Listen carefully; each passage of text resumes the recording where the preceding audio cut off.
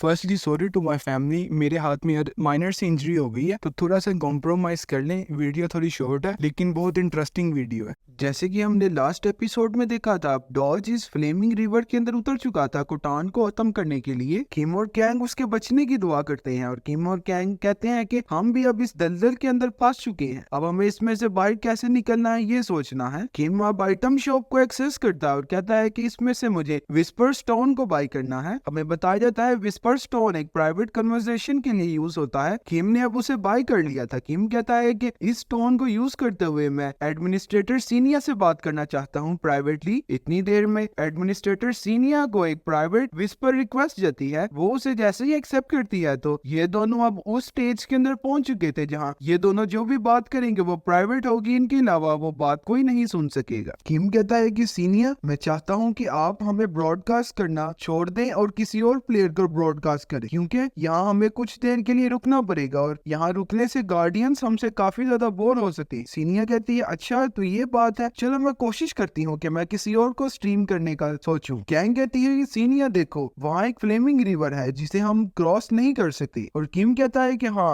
वो काफी ज्यादा डिस्टेंस है, इस वजह से मुझे मुश्किल हो रही है और गार्डियंस भी क्रूशियल है कि अब मुझे इस स्टेज के अंदर क्या करना चाहिए। और हम कुछ विंडोज में देखते हैं कि गार्डियंस अब अपनी क्यूरियोसिटी जाहिर कर रहे थे और किम से कुछ बोर होना स्टार्ट हो गए। किम कहता है कि देखो, गार्डियंस हमेशा चाहते हैं कि मैं ही डंजन को क्लियर करता रहूं, अब मुझे यहाँ रुक के कुछ सोचना है इस बात को कैसे गुजारना है। और वहाँ डॉज उस कुटन को खत्म कर रहा है, लेकिन गार्डियंस ये बात नहीं समझेंगे। तो तुम मेरी ब्रॉडकास्ट को कुछ देर के लिए कट करो, किसी और को देखो, तब तक मैं कोई रास्ता तलाश करता हूँ इस फ्लेमिंग रिवर से निकलने का। और जैसे ही मैं इस फ्लेमिंग रिवर के अंदर उतरूं और कुछ इंटेंस सीन आए, उस टाइम तुम मुझे ब्रॉडकास्ट करना और जो बोरिंग सीन है उन्हें वहां से कट कर देना, सिर्फ यही तुम्हारा काम है। सीनिया उसकी बात सुन रही थी। वो कहता है कि आसान अल्फाज में मैं आपको बताऊं तो मैं चाहता हूं कि जब मैं इस रिवर को क्रॉस करूं तो उसमें काफी मुश्किलात आएंगी। आप सिर्फ वो गार्डियंस को दिखाना ताकि गार्डियंस इंटरटेन रहें और बोर ना हो मेरे चैनल से। जब आप ब्रॉडकास्ट कट करेंगी तो मैं कुछ वे निकालूंगा जिससे मैं इस रिवर को क्रॉस कर सकूं। सीनिया कहती है कि चलो ठीक है, मैं तुम्हारी मदद करने को तैयार हूं। अगले 30 सेकंड बाद मैं तुम्हें स्ट्रीम करना बंद करके किसी और पर्सन को स्ट्रीमिंग स्टार्ट करूं। हम देखते हैं कि किम अब उस रिवर की तरफ बढ़ता है, लेकिन उस रिवर में तो काफी खतरनाक फ्लेमिंग फायर बढ़ रही थी। इतने में हमें बताया जाता है कि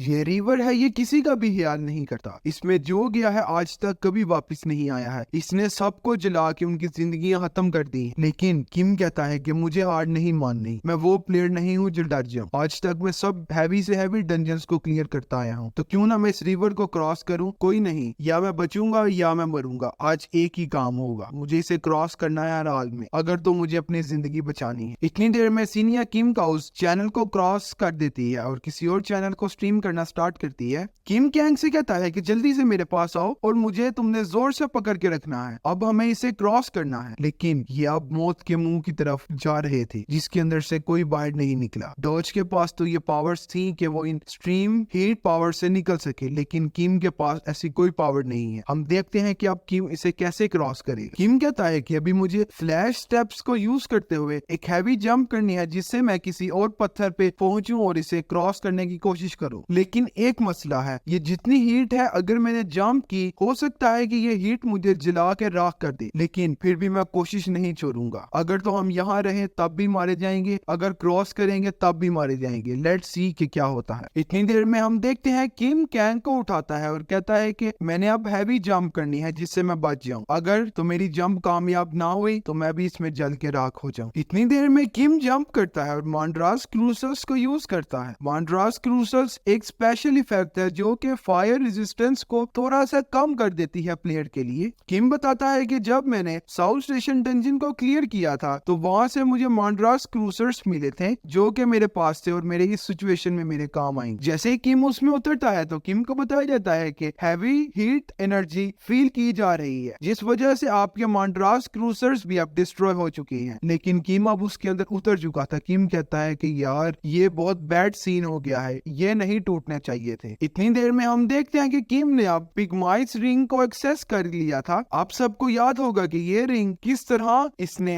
एडमिनिस्ट्रेटर से ली थी। नेपट्यून ने अपोलोजाइज की वजह से इसे रिंग दी थी। हमने लास्ट एपिसोड में इसके बारे में काफी डिटेल डिस्कशन की। किम अब उस रिंग हीटिंग को यूज करते हुए आगे बढ़ता है, लेकिन वो हीट इतनी हैवी थी किम की पिगमाइज रिंग भी डिस्ट्रॉय हो जाती है। वो किम कहता है कि यार अब मेरे पास सिर्फ लास्ट चीज जो बची है वो फॉक्स टेल है। ये अगर फॉक्स टेल भी इसी तरह ही तबाह होगी तो मैं इस रिवर के अंदर गिर के खत्म हो जाऊंगा। किम अब उस फॉक्स टेल को एक्सेस करता है और किम को बताया जाता है कि फॉक्स टेल यूज करने की वजह से आप फायर रेजिस्टेंस कुछ हद तक झेल सकते हैं और आपकी ड्रामेटिकल पावर्स भी काफी ज्यादा इंक्रीज हो चुकी हैं। किम अब जोर से फ्लैश स्टेप्स को यूज करते हुए वहां से जंप करता है। अब देखते हैं कि किम इसमें से कैसे बच पाएगा। किम अब इसके अंदर उतर चुका था। किम की जंप काफी ज्यादा हैवी थी, लेकिन फायर रेजिस्टेंस की वजह से किम को उस फायर का अटैक होना स्टार्ट हो जाता है। लेकिन फाइनली किम अब उस रिवर से निकल चुका था। ये बहुत बड़ा माइलस्टोन था जो किम ने कवर कर लिया। किम को बताया जाता है कि इंटेंस हीट एनर्जी की वजह से आपकी बॉडी अब बर्न आउट होना स्टार्ट हो गई है, लेकिन किम अब उसमें से काफी हद तक बाहर निकल चुका था। और हम देखते हैं कि किम ने अब इतने बड़े माइलस्टोन को कवर कैसे किया। किम के पास जितने ज्यादा रिवॉर्ड्स थे किम ने सब यूज कर लिए थे। अब किम के पास कोई ज्यादा रिवॉर्ड नहीं बचे थे, जो सब इस रिवर ने डिस्ट्रॉय कर दिए थे। फाइनली हमें बताया जाता है कि किम ने उस रिवर को क्रॉस कर लिया है। हम देखते हैं कि किम और कैंग अब जल चुके थे। ज्यादा चोट जो लगी थी वो किम को लगी थी और उनके कपड़े भी जल के सब फट चुके थे। किम को बताया जाता है कि आज तक जितने पर्सन ने इस रेवाइन रिवर को क्रॉस किया है उसे एक टाइटल मिला है। आपको भी इनसेंडारी का टाइटल मिलता है। किम देखता है कि इनसेंडारी फायर रेजिस्टेंस होता है, जिसके अंदर वो फायर के अंदर आपको किसी भी सिचुएशन के अंदर से डैमेज से कुछ हद तक बचाता है। किम अब हमें बताता है कि इस तरह मैं इन खतरनाक सिचुएशन से बाहर निकलता हूँ क्योंकि मैं अपने माइंड का यूज करता हूँ। ये बेकार सी चीजें मुझे क्या खत्म करेंगी। कैंग किम को बताती है कि मुझे भी एक टाइटल मिला है। किम कहता है कि मैं जानता हूँ आपको भी इनसेंडरी का टाइटल मिला है। कैंग कहती है कि मैं काफी डर चुकी थी, जैसे कि हमारी सारी पावर्स अब इस रिवाइन रिवर ने खत्म कर दी थी और सारे रिवॉर्ड्स तबाह कर दिए थे हमारे यहाँ से बचने के, तो मुझे तो लगा था कि हम यही मारे जाएंगे। किम कहता है कि नहीं, चलो जो एफर्ट्स हमने की वो तो हो गया, अब हम शॉप ओपन करते हैं और वहां से कुछ क्लॉथ बाय करते हैं जो कि हम पहन सकें। किम कहता है कि मैंने वो सब काम कर दी है जो कि मैं कर सकता था, अब सिर्फ एक चीज बची है। इतनी देर में हम डॉज को देखते हैं, उसके भी कपड़े फट चुके थे। वो कहता है कि यार ये प्लेस तो काफी ज्यादा गंदी चीज है, यहाँ तो इतनी गर्मी है कि मैं भी नहीं सह पा रहा, मुझे जल्दी से यहाँ निकलना है, कुटान को खत्म करना है ताकि मैं उन बाकी प्लेयर्स जो बचे हैं उन्हें बचा सकूं। क्योंकि डॉज नहीं जानता था कि किम और कैंग अब खतरे से बाहर निकल चुके हैं। डॉज अब कुटान को खत्म करता है और डॉज को बताया जाता है कि ये शॉर्ट टेबल डंजन अब क्लियर हो चुका है और हम इसे अब परमानेंटली खत्म कर रहे हैं। किम कहता है कि अब उसने इस डंजन को तो लाजमी क्लियर कर लिया होगा क्योंकि उसने 6 घंटे ले लिए हैं इस डंजन को क्लियर करने के लिए। अगर तो हम उसके आसरे बैठे रहते तो अभी तक हमने मारे जाना था। इतने में किम को बताया जाता है कि आपका लेवल इंक्रीज हो गया है और आपका भी लेवल 27 है, आपको फ्रेगमेंट मैप का एक हिस्सा मिल चुका है। किम कहता है कि मुझे यकीन है बाकी हिस्से सारे डॉज के पास होंगे। ये मैप अब डॉज को पर्सनल डंजन को क्लियर करने में काफी ज्यादा मदद करेगा। इतनी देर में किम उस शॉर्ट टेबल डंजन को लीव कर चुका था और अब सब प्लेयर्स बाहर आ चुके थे। डॉज जैसे ही किम को देखता है तो वो काफी ज्यादा हैरान हो जाता है। किम उसे देखता है, उसके पास तो कोई कपड़े नहीं थे। वो कहता है यार थैंक्स फॉर गॉड तुम जिंदा हो। वो बाकी आता है और किम को हक कर लेता है। किम कहता है कि यार इजी रहो। वो कहता है कि यार तुम लोग बच गए, मुझे बड़ी खुशी है इस चीज की। किम कहता है काम डाउन, पहले क्लॉथ पहन लो फिर बात करते हैं। वो कहता है इन चीजों को छोड़ो, मैं तो डर चुका था कि जितना टाइम मैंने कुटान को खत्म करने में लगाया है तो आप सब लोग मर चुके होंगे, लेकिन आप सब लोग बच गए हैं। बाकी सब गार्डियंस किम को देख के काफी ज्यादा खुश थे और किम की तरफ अटेंशन को शो कर रहे थे। किम कहता है ऐसे लगता है कि इसे वाकई हमारे बारे में काफी ज्यादा फिक्र थी जिस तरह ये रिएक्ट कर रहा है। वो कहता है कि चलो अब आप लोग बच गए, जैसे मैंने प्रॉमिस किया था ये चीज मैं आपको दे रहा हूँ। ये था टॉम्ब ऑफ डिवाइन फायर। ये वो बुक थी जो डॉज किम को देने की बात कर रहा है। किम कहता है कि क्या वाकई आप ये मुझे देना चाहते हो? वो कहता है हाँ बिल्कुल, मैंने आपसे प्रॉमिस किया था कि हाई इंटेंस फ्लेम के बदले अब नेक्स्ट जो भी मुझे रिवॉर्ड मिलेगा वो मैं आपको दूंगा। किम बताता है कि ये टॉम्ब ऑफ डिवाइन फायर एक ऐसी मैजिकल बुक है जो कि 10 सालों में कहीं एक डंजन को क्लियर करने के बाद मिलती है। कोई भी पर्सन इसे यूज करके वर्ल्ड का एक रिनाउंड पर्सन प्लेयर बन सकता है। किम सोचता है कि अगर मैं इस बुक कोई डॉज से ले लेता हूँ तो इससे तो मेरा फ्यूचर बदल सकता है। लेकिन कुछ गार्डियंस किम को काफी हैरानगी से देख रहे थे कि किम अब इस पे क्या रिएक्ट करने वाला है। किम कहता है कि अगर तो मैं इससे ये ले लेता हूँ तो यकीन है कि मुझे जल्द ही खत्म करेगा इस बुक को हासिल करने के लिए। वो किम को कहता है कि ये लो, ये बुक के हकदार तुम हो और इस बुक को तुम ही रखो। किम उसे कहता है कि नहीं, अभी तुम इसे रखो अपने पास ही,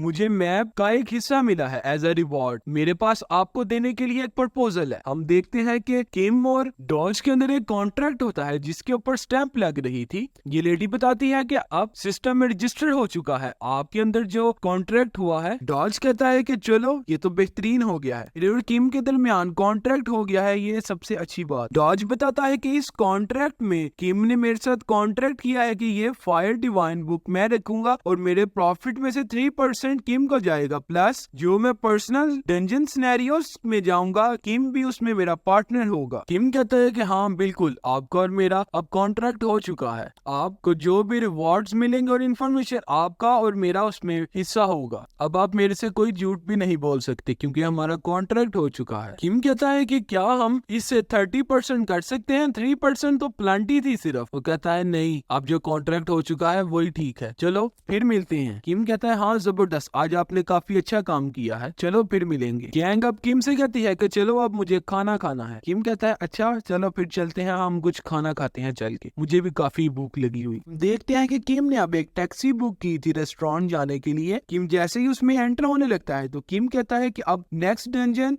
फ्लेक्स बिल्डिंग के अंदर ओपन होने जा रहा है और उस बिल्डिंग के 7 फ्लोर्स हैं जिन्हें हमें क्लियर करना होगा। उस मॉल के अंदर मैं पहले काफी बार जा चुका हूँ खाना खाने के लिए। हम देखते हैं अब वो उस रेस्टोरेंट में पहुंच चुके थे, अब उनके सामने खाना आ गया था। कैंग उसे देख के काफी ज्यादा खुश हो जाती है। किम पूछता है कि क्या ये ठीक था? कैंग कहती हाँ यार ये बहुत हैवी था। किम कहता है कि जैसे ये ऑर्फन होम्स में रहती थी, इसे वीक के 7 सेंट्स मिलते थे जो कि ये इकट्ठा करती थी अपने स्नैक्स को बाय करने के लिए, लेकिन अब ये मेरे पास आ चुकी है इसलिए ये खुला खाना खा रही है और इसकी लाइफ भी बिल्कुल बदल चुकी है। लेकिन ये जो पुअर पर्सन है इनकी जिंदगी इसलिए नहीं बदलती क्योंकि ये एफर्ट्स नहीं करते अपने लिए कुछ करने के लिए और ये लोगों पे ही नजर रखते हैं कि हमें इनसे कैसे पैसे मांगने हैं। किम कहता है कि दुनिया काफी बदल चुकी है लेकिन ये लोग बिल्कुल भी नहीं बदले। कैंग कहती है कि ऐसे लगता है कि मुझे फैमिली मिल चुकी है इतनी केयरिंग। किम कहता है कि लगता नहीं है, तुम वाकई मेरे फैमिली मेंबर्स की तरह हो। किम कहता है कि मैं अपना बेस्ट हर जगह दूंगा ताकि मैं अपने फैमिली को एक अच्छी लाइफ दे सकूं। हमें जुलाई 23, 2018 की बात बताई जाती है। उन 2 दिनों में वहाँ एक डंजन ओपन हुआ था जो कि पुजो पार्क के अंदर ओपन हुआ था। किम बताता है कि इस डंजन के अंदर काफी ज्यादा हैवी ग्रेड्स के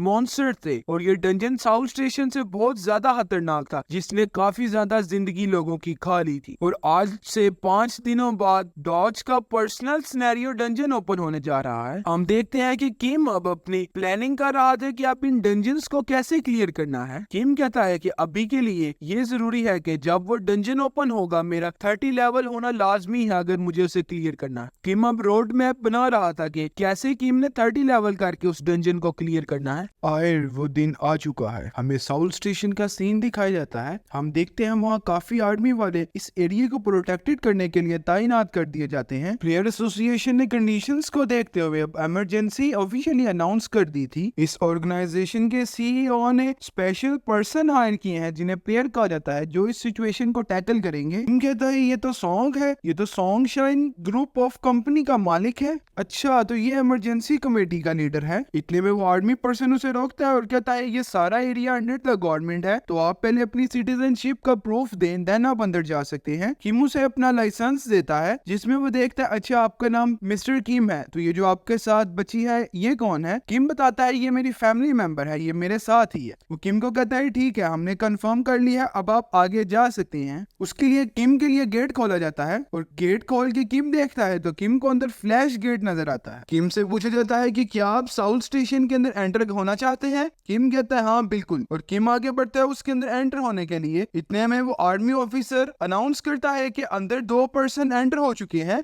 उनके लीडर का नाम किम था और साथ एक बच्ची थी उनके। मैनेजर कहता है ठीक है कंटिन्यूसली तू मुझे रिपोर्ट देते रहना। वो सॉन्ग मैनेजर सीईओ सॉन्ग को कॉल करता है और बताता है कि जिन प्लेयर्स का आपने मुझे कहा था वो साउथ स्टेशन डंजन के अंदर एंटर हो चुके हैं और यह उनका 30 टाइम है इस डंजन के अंदर एंटर होना। ये था सॉन्ग। वो कहता है 30 बार ये लोग उसे क्लियर करने जा रहे हैं। यार इनकी स्पीड बाकी प्लेयर से इतनी ज्यादा कैसे है? वो कहता है कि हाँ बाकी प्लेयर से ज्यादा इनकी स्पीड तो है, लेकिन असल बात ये है कि ये अपनी टीम मेंबर्स के ऊपर काफी ज्यादा बिलीव करते हैं और इनके पास बेहतरीन स्ट्रेटजीज हैं। वो पूछता है इनके टीम मेंबर्स कौन है। उन्हें बताया जाता है कि फर्स्ट टीम मेंबर योन है जो ट्यूटोरियल एंडर है, और उसके बाद एक यूनिवर्सिटी स्टूडेंट शिंग एसईओ है, और थर्ड में ये किम सोनवा है जो कि इसकी पार्टी की मेंबर है और एक बच्ची है। वो कहता है अच्छा तो ये कैंग थी, इसे मैं जानता हूँ। किम ने मुझे रिक्वेस्ट की थी कि वो इसे अडॉप्ट करना चाहता है। वो कहता है कि किम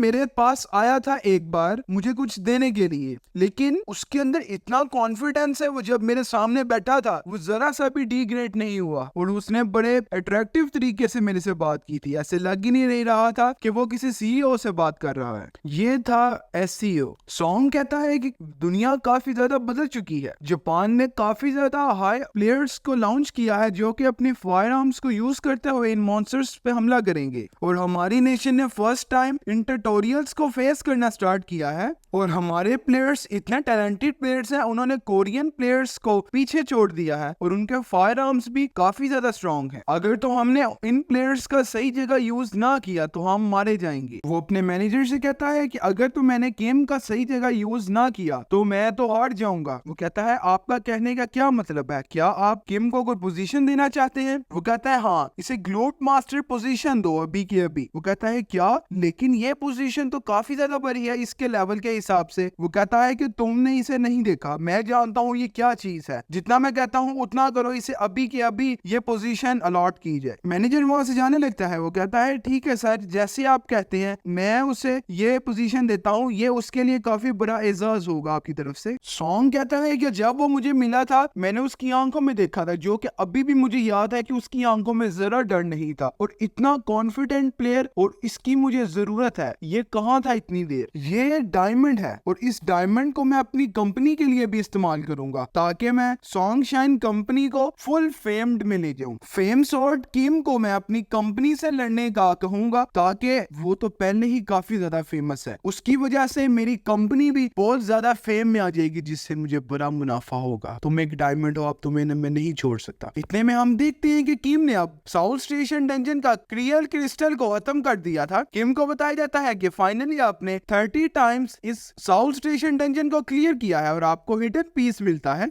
आपको 30 साउथ स्टेशन क्लियर्स का टाइटल मिलता है। क्या आप इसे फर्स्ट पियोनियर टाइटल के साथ कनेक्ट करना चाहते हैं? किम कहता है कि इसके बारे में मुझे और डिटेल बताइए, मैं कोई बच्चा प्लेयर तो नहीं हूँ, एक रिनाउंड प्लेयर हूँ इस वर्ल्ड का। किम को बताया जाता है कि अगर आप इन दोनों टाइटल्स को आपस में कनेक्ट कर लेंगे तो आपकी पावर्स, लिंकिंग एबिलिटीज पहले से ज्यादा काफी इंक्रीज हो जाएंगी। तो क्या आप 30 साउथ स्टेशन क्लियर को फर्स्ट पियोनियर और बिगनर का लिंक्ड सिनेरियो के साथ कनेक्ट करना चाहते हैं? किम कहता है कि यार इन टाइटल्स को मुझे आपस में कनेक्ट करने से इतना डिफरेंस तो नहीं नजर आ रहा, लेकिन ये मेरी एबिलिटीज को भी इंक्रीज कर रहा है, तो हाँ मैं इन्हें कनेक्ट करना चाहूंगा। और किम के इन टाइटल्स को कनेक्ट कर दिया जाता है। कैंग किम को कहती है कि मुझे भी एक हिडन पीस नोटिफिकेशन शो हुआ है, क्या हम अब इसके अंदर जाने वाले हैं? किम कहता है कि नहीं, हम आज के दिन इसके अंदर एंटर नहीं होंगे। किम बताता है कि ये एक हिडन फील्ड है जो कि आप जब लेवल 30 के पास रीच करने वाले होते हो तो ये आपको एक हिडन फील्ड अलॉट की जाती है, और अभी मेरा लेवल राउंड अबाउट 30 के पास है, तो इसीलिए मुझे ये इसके अंदर खींचना चाहते हैं, जो कि अगर मैं लालच करूंगा तो मैं मारा जाऊंगा। किम कहता है नहीं, अभी मैं इसमें नहीं एंटर होना चाहता। किम कहता है कि इससे अच्छा कल हम वापिस आए और इसी साउथ स्टेशन का सेकंड फ्लोर को क्लियर करें। अब किम वहां से चले जाता है। किम कहता है कि मुझे यकीन है योन और एससीओ ने अभी तक जो डंजन को क्लियर कर रहे थे वो कर लिया होगा, अब मुझे उन्हें बताना होगा कि हमें 30 फ्लोर को कैसे क्लियर करना है। कुछ विंडोज ओपन होती हैं जो किम से पूछती है क्या आप साउथ स्टेशन डंजन के अंदर एंटर होने जा रहे हैं? स्पेशल कंडीशन 30 टाइम जो आपने क्लियर किया है वो सेटिस्फाई हो चुकी है, और आपको बताया जाता है कि आपने हिडन सिनेरियो और प्रोसेस को साउथ स्टेशन के अंडरग्राउंड सेकंड फ्लोर को ट्रिगर कर लिया है, तो क्या हम सेकंड फ्लोर का प्रोसेस स्टार्ट करवाएं? किम कहता है हाँ बिल्कुल। इतने में हम देखते हैं कि अब सारी टीम इकट्ठा हो चुकी थी। किम कहता है कि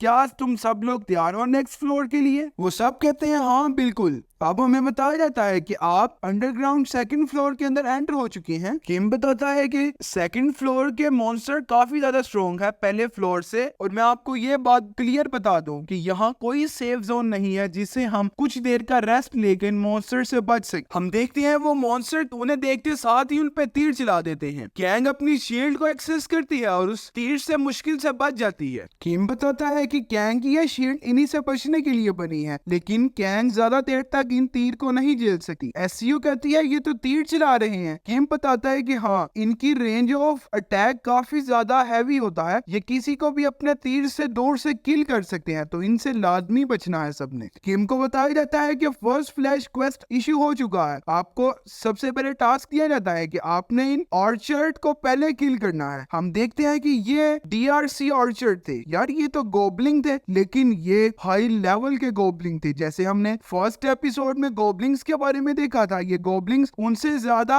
पावरफुल गोबलिंग्स थे और इन्हें खत्म करना भी काफी मुश्किल था क्योंकि ये एरोस का यूज करते थे। किम अपनी तलवार निकालता है और कहता है कि चलो अब हमें सबसे पहले इन आर्चर्स को खत्म करना है और हम फाइनली अब ट्रू मॉन्स्टर के अगेंस्ट फाइट करेंगे। ट्रू मॉन्स्टर एक गार्डियंस था, इसके बारे में हमने पहले सुना हुआ है। किम बताता है कि जब पहला डंजन स्टार्ट हुआ था तो आर्मी ने कुछ मॉडर्न वेपन्स को यूज करके कुछ मॉन्स्टर्स को किल किया था, लेकिन ये ऑर्क्स की अलग बात है। इन्हें हम जितने मर्जी मॉडर्न वेपन्स को यूज कर ले, हम इन खत्म नहीं कर सकते। इनका लेवल ऑलमोस्ट 27 लेवल होता है, तो इसलिए इन्हें खत्म करना बहुत मुश्किल है। इतने में वो एक और हमला करते हैं, लेकिन कैंग उस हमले से बच जाती है। योन जैसे ये देखता है तो वो काफी हैरानगी से किम से कहता है कि यार ये क्या कर रहे हैं, मैंने जल्दी से खत्म करना है, नहीं तो ये हमें मार डालेंगे। ये और का लेवल 28 था, अब ये इन पे खतरनाक हमला करने वाला। कैंग उसे काफी हैरानगी से देखती है और कैंग कहती है कि अब मैं और ज्यादा एरोस को नहीं बर्दाश्त कर सकती, अब मेरी लिमिट काफी कम रह गई है। इससे पहले कि ये मेरी लिमिट खत्म करके हमें मार डाले तो किम तुम कुछ करो। किम कहता है कि एससीओ तुम तैयार रहो, अगले एरो को कैंग खुद ही संभाल लेगी, तुम मुझे फॉलो करना और मेरे से 3 स्टेप्स पीछे रहना, हम चल के इनका खात्मा करते हैं। इतने में वो एरो चलाता है और किम आगे बढ़ता है उन्हें खत्म करने के लिए। एससीओ कहती है कि रुक जाओ, पहले मुझे तो बताओ कि तुम प्लानिंग क्या कर रहे हो और क्या करना चाह रहे हो। किम कहता है कि मेरे पास इन बातों का बिल्कुल टाइम नहीं है, जितना कहा है उतना करो। किम आगे बढ़ता है तो वो